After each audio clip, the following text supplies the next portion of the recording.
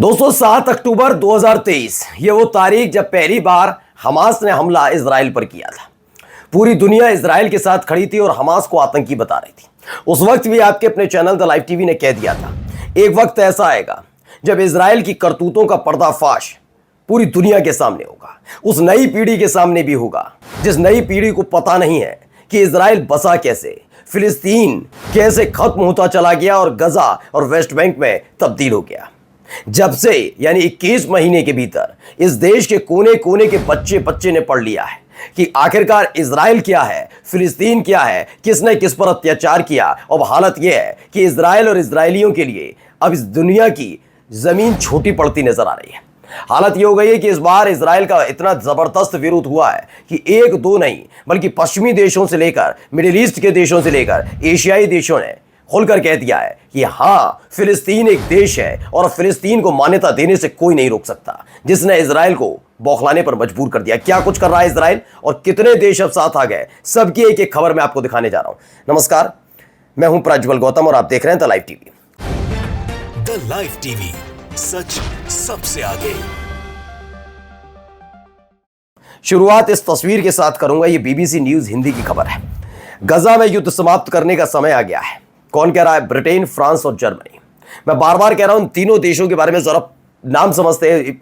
इस पीढ़ी को समझाने की जरूरत नहीं है ज्यादा कि ब्रिटेन अमेरिका के कहे बिना एक शब्द ना बोलने वाला देश, ऐसे ही फ्रांस और जर्मनी। ये पश्चिमी देश है जो लगातार 7 अक्टूबर 2023 के बाद से इजराइल के लिए क्या क्या कहते रहे और क्या कुछ कहा फिलिस्तीनियों के लिए, हमास के लिए, हर कोई जानता है। लेकिन अब क्या कह रहे हैं? ब्रिटेन, फ्रांस और जर्मनी तीनों ने ऐलान कर दिया है कि अब ये युद्ध खत्म होना चाहिए। ये युद्ध खत्म कैसे होगा, किसकी शर्तों पर होगा? जी हाँ, ये फिलिस्तीनियों की शर्तों पर खत्म होगा। ये ऐलान होने लगा है। कैसे बता रहा हूं, देखिए। पहले आइए, बेल्जियम के एफएम है यानी कि फॉरेन मिनिस्टर है, वो क्या कहते हैं? Belgium officially recognize the state of Palestine. The government has been directed to impose severe sanctions on Israel. कड़े प्रतिबंध इजराइल पर लगाने जा रहा है और बेल्जियम ने आगे आकर कह दिया है कि वो फिलिस्तीन को एक देश का, एक राष्ट्र का दर्जा देने जा रहा है। जहां दूसरी तरफ हमने आपको दिखाया कैसे फ्रांस में तो इसकी प्रक्रिया भी शुरू हो गई। फ्रांस जैसा देश, स्पेन, बेल्जियम, बहुत सारे देश आज दिखाऊंगा और इसमें इटली भी शामिल हो गया है। उनका भी कहना है कि अब इस लड़ाई झगड़े को खत्म करने का एकमात्र साधन यही है कि हम फिलिस्तीन को भी देश की मान्यता दें। और देश की मान्यता मिलने के बाद बहुत सारी चीजें बदलेंगी ऐसी चीजें जो शायद इजराइल ने सोची नहीं। इसीलिए इजराइल बार बार जो ईरान को लेकर डर दिखाता रहा पूरी दुनिया को, वही अब फिलिस्तीनियों को लेकर दिखा रहा। कैसा देश? वो देश के नागरिक जो दूसरे की जमीन पर आए थे रहने के लिए, जब उन्हें लात मार कर निकाला गया था, और अब वही काम उन्होंने उनके साथ किया। अब डर दिखा रहे हैं कि अगर फिलिस्तीन को देश को मान्यता दी तो एक और ईरान पैदा होगा। क्या क्या नहीं कह रहा बेंजामिन नेतन्याहू। पहला बेल्जियम ने कह दिया हम इजराइल पर लगाएंगे कड़े प्रतिबंध और फिलिस्तीन को हम देश की मान्यता देंगे। अब देखिए, कोलंबिया की तरफ से भी देश के नाम पढ़ते जाइए, कितने देश इसके साथ आ गए। पहले ब्रिटेन, फ्रांस, जर्मनी आपको दिखा दिया, बेल्जियम हो गया, कोलंबिया। कोलंबियन जो प्रेसिडेंट है Petro, I have ordered that not a single ton of coal will be sent to Israel. Colombia will not be complicit in genocide. उन्होंने कहा कि एक टन भी, सिंगल टन भी नहीं जाएगा कोयला इजराइल। अब हाहाकार मचेगा इजराइल में, तब पता लगेगा। दरअसल क्या था ना, शुरुआत में जब हमला हुआ कई देशों ने साथ दिया। उन्होंने कहा नहीं, हमास को ऐसा नहीं करना चाहिए था, लेकिन इन्होंने अपनी हद पार की। हमास के नाम पर जिस तरह से फिलिस्तीनियों के साथ पहले इन्होंने गजा में किया और उसके बाद आजकल वेस्ट बैंक में कर रहे हैं, पूरी दुनिया इनकी तस्वीर देख रही है। ये घुनौनेपन की तस्वीर है दोस्तों, इससे बढ़कर कुछ नहीं। और अब देखिए, एक एक करके चीजें निकल कर आ रही है। एक और देखिए खबर, इसमें भी खबर देखिए। मैं आपको बता रहा था कि कोलंबिया के बाद कई और देश भी हैं जो सीधे सीधे इस विरोध प्रदर्शन में उतरे हुए हैं। सबका कहना है कि नहीं, साथ नहीं देंगे। इटली से it can no longer accept mass care. कह दिया है कि इटली किसी भी कीमत पर मास केयर बर्दाश्त नहीं करेगा। फैमिन इन गजा बता दिया गया है। इटली ने भी विरोध शुरू कर दिया है, झंडा बुलंद कर दिया है और हालत खराब हो रही है इजराइल की। ये वो देश हैं दोस्तों जो देश लगातार इजराइल के साथ खड़े रहे, लेकिन आज हालत क्या है? वक्त का जो पहिया है ना, वो ऐसे करके घूमता गया और कहाँ जाकर खड़ा हो गया। आज इजराइल की हालत वही है जो 7 अक्टूबर 2023 को पूरी दुनिया फिलिस्तीन के लिए, गजा के लिए, फिलिस्तीन के लोगों के लिए सोच रही थी, उनमें आतंकी देख रही थी। आज इजराइल की वही तस्वीर बनकर रह गई है। दरअसल इजराइल ने अपने पैर पर कुल्हाड़ी खुद भी मारी। मसला गजा तक सीमित था, वो जितनी दरिंदगी वहां पर, जितना नरसंहार, जितना कुछ हो रहा था, किया जा रहा था, उसके बाद दुनिया ने देखा कि कैसे वो सीरिया की ज़मीन को भी कब्जा करना चाहता, और उन्होंने देखा, पूरी दुनिया ने, कि ये कैसे अपने आस पड़ोस के देश जो उसका समर्थन करते रहे उनकी ज़मीन पर गंदी नज़र रखता है। जी हाँ, ये देखा कि कैसे इसने ईरान पर हमला पहले किया, वो बात अलग है, ईरान ने मुंह तोड़ जवाब दिया। पूरी दुनिया ये भी देख रही थी कि कैसे वेस्ट बैंक को इजराइल में शामिल करने के लिए इन्होंने बाकायदा प्रोसीजर भी शुरू कर दिया। तो ये तमाम प्रोसीजर ऐसे हैं जिसके खिलाफ अब आवाज़ उठी, और ऐसी आवाज़ उठी कि उसके बाद अब जवाब देने नहीं मिल रहा है। अब एक और खबर देखिए, यूके के प्राइम मिनिस्टर हैं केयर स्टेमर, उन्होंने क्या कहा?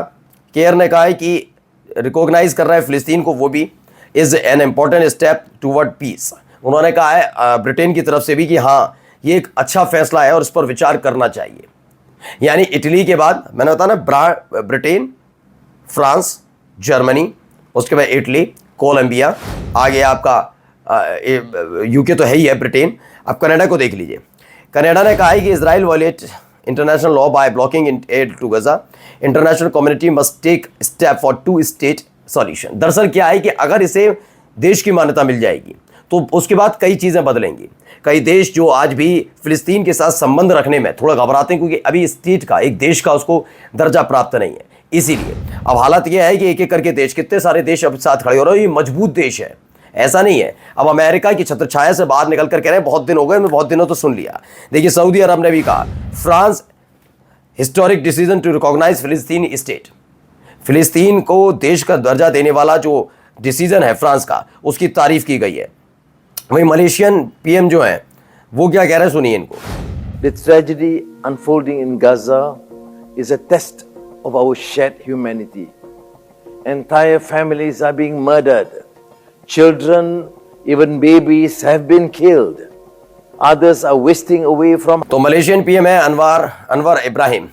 उन्होंने restore the basic principle of humanity. यानी ह्यूमैनिटी कैसे आएगी? जब आप एक देश के तौर पर पहचान रख पाएंगे तो कई फैसले खुद ले पाएंगे। अभी आपको देश के तौर पर पहचान नहीं है तो इजराइल से संबंध करके आपको जोड़ा जाता है, और इजराइल के प्रति ज़्यादा भावुकता दिखाई जाती रही, लेकिन अब वो ख़त्म होती जा रही है चीज़ें। यही बात अमेरिका को भी पसंद नहीं आ रही, इसलिए वो जो मैक्रो है, इमैनुअल मैक्रो, उनकी आलोचना कर रहे थे डोनाल्ड ट्रंप। अब सुनिए क्या कह रहे हैं former US forces shooting at the crowd of Palestinians.